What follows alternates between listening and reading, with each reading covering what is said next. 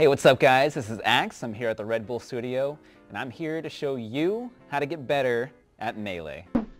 One thing that you might always see me do is sweet spot the ledge with quick attacks. The main thing is when I'm on stage, I might quick attack to the ledge here, something like that. And a lot of people miss this, if you're a Pikachu player, you might miss this ledge here like that, or maybe just you know, try to get to the ledge, but like it's not really a clean one or something like that.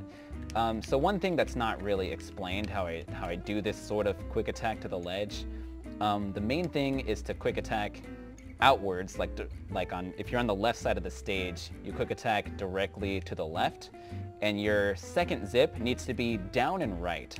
So it's exactly horizontal and then exactly down and right. And those are the angles that you need. Now, the main important thing is that if you're far away from the ledge, maybe about this distance or so, you just do it normally, right? But the closer you are to the ledge, the higher that you should start a jump. You want to jump before you do that angle. So if you're really close to the ledge, like here, you jump relatively high and then do that angle in order to grab the ledge. So again, the closer you are to the ledge, the higher you need to jump. So that's one thing that's not really explained, but hopefully that can help you to get it more consistently. And then of course, if you're on the other side of the stage, you do the same thing except mirrored. And the closer you are to the ledge, the higher you jump. So that's one thing that could probably help out. Another mistake that people might make doing this sort of technique is that this is probably the hardest part of doing this technique, is that you need to let go of your downwards angle as you do the second zip, or else you might miss the ledge.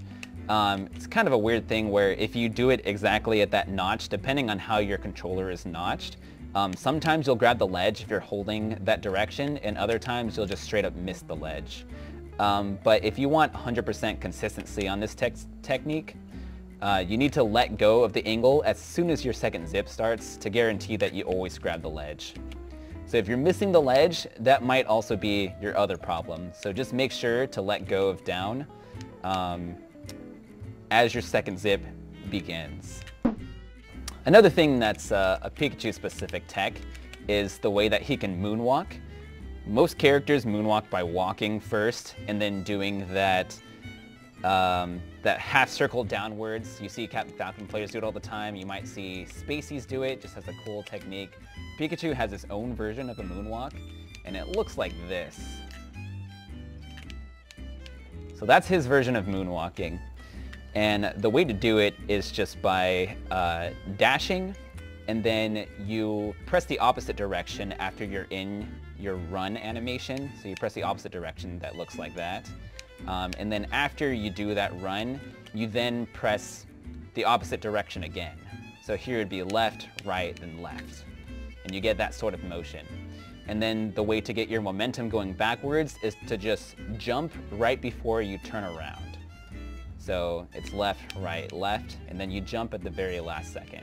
And that's what gets you that clean Pikachu version of a moonwalk. So let me go over one more thing. This is something that can go for any character, but Pikachu has very specific things with this sort of technique, with aerial interrupts on platforms. So he's got a different thing on each stage. To go over Dreamlands, because I think Dreamlands is probably the easiest and most consistent one to do. But if you jump straight up when you're under any platform and you do an immediate down air, it'll aerial interrupt, meaning it'll just hit the platform as you're rising through and you just stop right there. And that can be used in a number of ways. One thing is that Pikachu's down air, when he hits the ground, it actually has a hitbox. So that's one thing that's helpful. Another thing is that if you're running and then you do it, you can edge cancel it. So it looks like that. That's one movement you can do, and it just ends in a teeter cancel, if you will, or an edge cancel.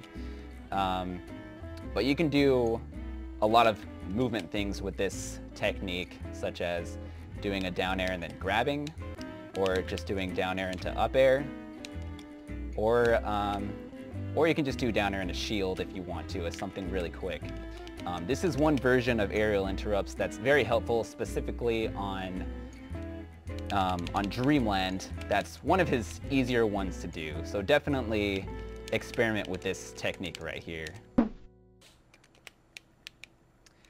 Alright guys, well that's all we have for today. Thank you very much for watching, and if you want more content from me, just make sure to follow me on Twitch or Twitter, and make sure to follow this channel for more cool videos.